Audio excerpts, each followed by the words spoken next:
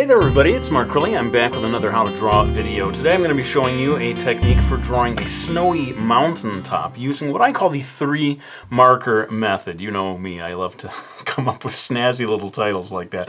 I'm beginning though with a just ordinary writing pencil to begin drawing the shape of the mountain that I want to illustrate. And you know, full disclosure, I may end up titling this How to Draw a Snowy Mountaintop, but in a lot of ways people might consider this more of like how to illustrate a snowy mountaintop, because it's a lot of the effects are achieved by way of the colors added at the end. Now you can see I've just drawn a sort of a contour line of a mountain shape, very much making it up as I go along, and a lot of the stuff that you're going to see in this video is me improvising. That's the nice thing about a mountain. It's not like drawing someone's face or drawing a particular animal or something. You really can, to some degree, just make up, invent your mountain, the mountain that you want to draw. But one thing that's going to help me achieve the final effect of this illustration is my choice to have, you know, this sort of big mountain in the background and a smaller mountain peak that is nearer to the foreground. Now the first thing that you need to do is think in terms of where is the light coming from. I am going to operate according to the assumption of the light coming from the upper right here. And what that means to me is I want to start to rope off with my pencil a kind of white area over here on the right hand side of the mountain. So this is all going to stay mostly white. I say mostly because I'm probably going to drop in a few bits of dark blue stone using marker later on, but mostly this area will be, as I said, sort of roped off in white on this side. And I'm going to do the same to this peak that's a little closer to us, like so. Now you do need to have some understanding of light sources, how light behaves, but because of the boy, surely needed a little more coffee this morning, irregularity of mountaintop surfaces, I think you can kind of wing it to some degree in terms of where would the light actually be able to reach versus the light not be able to reach. Now what I'm doing over here is I'm still roping off an area, but this area that I'm roping off, as I say in a strange way, is going to be a pale blue area that goes all the way through here. And I'm going to do a similar thing here where this is all going to be pale blue, except I'm going to introduce one more sort of white area here. Let's have maybe just a couple of white areas, which is to say the sunlight is reaching through to these areas of snow. And maybe, just to keep it simple, that's enough for now. And I'm going to find that I am able to improvise a lot of the detail directly onto the paper with marker. Now I'm erasing a little bit because, you know, marker and pencil can sort of fuse together. And you end up with a slightly muddy version of your color, which I don't think is a huge problem with this particular illustration. But I want to tell you, maybe the most important thing in terms of applying this technique that I'm showing you in this video is to get hold of a very pale blue marker. Now I'm using a Prismacolor. It happens to be called PM202. But basically, try to find a super pale blue that will allow you to come in and start adding color in a way that does not go too much darker than the white of the page. And you can see me coming in and just going ahead and filling in this entire area, as I said. Now this marker sadly is starting to run out of ink a little bit. Hang on, I'm going to switch with a different one. Okay, well hopefully this one will serve us a little bit better. Clearly time for me to go back to the marker store and restock. But the truth is, the sort of texture that's created by the dryness of this marker may actually help in terms of achieving added texture for the mountain. It doesn't need to be super smooth. Now this technique that I'm showing you is a, using real traditional art tools like markers, but you could apply this same approach digitally. In fact, I saw somebody, I think I retweeted them on Twitter, someone who had a really cool digital approach to illustrating a mountaintop that achieved fairly similar results. Sadly, I can't credit the person because I've lost track of who it was, and I didn't, sit and memorize their approach. I kind of came up with my own. But yeah, certainly using digital tools you could achieve similar effects. I'm going to go ahead and in time-lapse fill in this whole part with the pale blue color. Alright, so I finished that first stage, and now it is time to move on to the second marker in my 3-marker method. And I'm taking a considerably darker blue, but not the very darkest blue shade that I'm going to use. And again, you don't have to find this particular marker. This time I'm using a Winsor Newton brush marker that's called Cobalt Blue. But the main thing is to keep in mind whatever dark blue marker that you choose, you come in and you start thinking in terms of where do I want the stone beneath the mountain to be showing through really clearly. And I thought for fun, instead of actually coming in with pencil and figuring out where I'm going to start adding these blue marks, I thought let's just show that in this rare case you really could just kind of wing it in terms of imagining where you want these darker outcroppings of stone to be. Now I would say my key piece of advice here is avoid putting in one big solid black area. Keep sort of breaking it up as you see I'm doing here, and leaving little flecks of white, which of course will read as areas of snow. And you probably don't want to have blue right up there at the top where the snow is. But what you could do is have a lot of dark blue behind. Let's say you've decided this is your foreground peak. Get some pretty bold outcroppings of stone, or let's call it snow-less stone, stone that has no snow on it. Get some right behind that peak, and that'll help it to pop visually. A lot of times as an illustrator, if you have to do an illustration of a mountain, you're focusing on sort of clarity, and since you have a kind of like godlike ability to decide exactly what your mountain is going to look like, you can create clarity where you need it.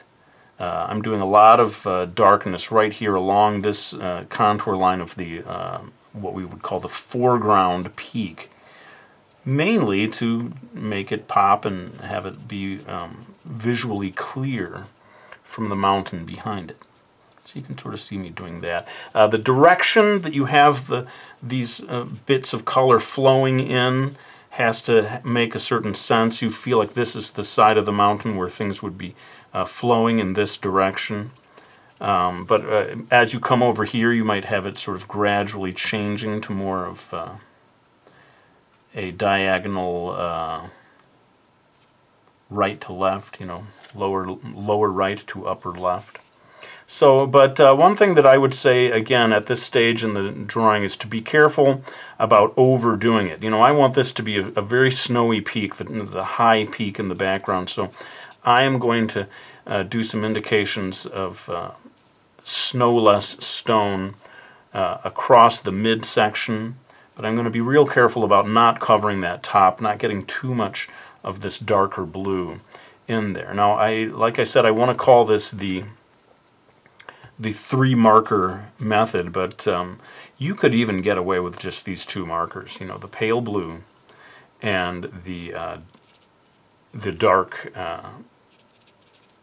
blue as what will be sort of a dark blue in my final illustration. You could probably just stop here. You might say, hey, that's good enough. That looks like a snow-capped mountain to me. And there's a bit of a cheat here in the sense that I am going to be using a different color for the sky, which is going to play a fairly substantial role, I would admit, in terms of making this look like a good illustration of a mountain. But I'm not going to count the color of the sky as one of the markers. You want me to turn this into a 4-marker method? Nobody wants to draw a mountain using 4 markers. Come on. Anyway, if you count the marker that I'm going to use for the sky, that would indeed turn this into a eventually 4-marker method. But again, you can see me just improvising, and it is surprising how free you can be to just drop in little bits of blue. You saw that I didn't really have a plan necessarily. I was kind of just dropping these in as I go, and there's something very relaxing and freeing about illustrating something where you're like, yeah, I don't need to, you know, like when you're drawing a cat or something like that, you're like, man, I got to get all this, the ears and everything in just the right location. Not so when you're drawing a mountain. You really can sort of feel liberated to become more spontaneous in your approach. So I have maybe got enough for now of this dark blue. I feel that for a final touch to satisfy my eyes, I have decided I want to get one slightly darker marker. Hey, that rhymes. Darker marker. Like this one over here. And true to form, I'm using a third company, Spectrum Noir. This is my approach to sort of mix together lots of different markers from lots of different companies that I've bought these things from. But watch and see how I've got a slightly darker blue here. In fact, I'm going to just zoom in so that you can see the contrast. Okay, so I've gone in closer and just want you to see the difference in darkness between that earlier blue marker that I was using and this later one. This is really optional, I'd say.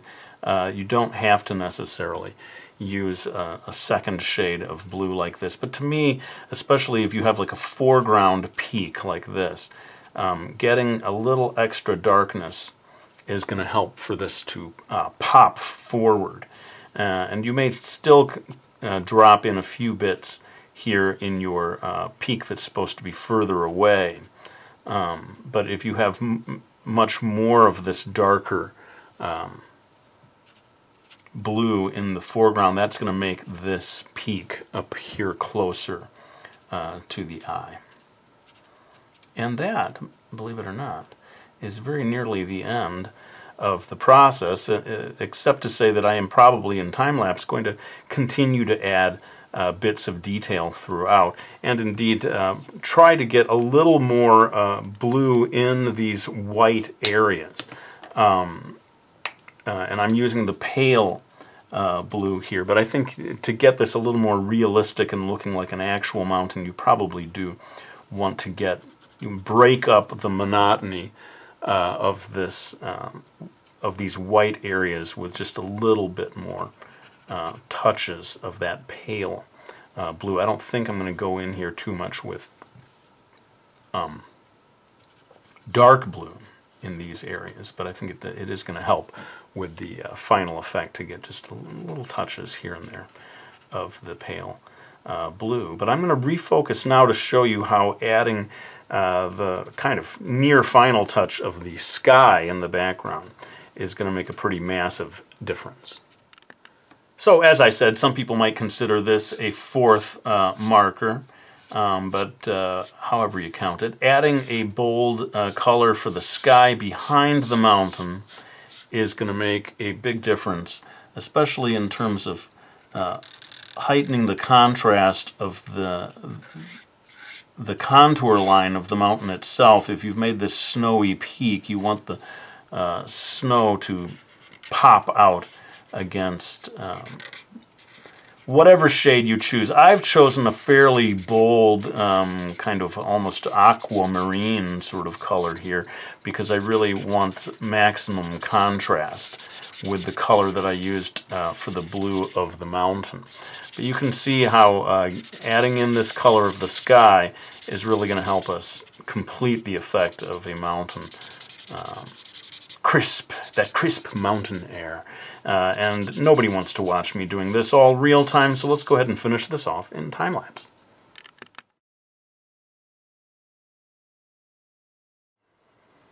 And that, in essence, is the end of the process. I am going to come back in here and try to add a little more subtlety to the pale blue, and I do believe, regardless of what pale blue marker you buy, whichever company it's made from, if you go in on top of it like this, you will find that you can actually get a kind of a second shade of blue out of just the one marker by building up in particular areas. And what you're going to see me do now in time-lapse is just kind of go detail crazy with adding more and more little bits of outcropped stone or snowless stone to finish off the illustration, and then I will be back with a few final words.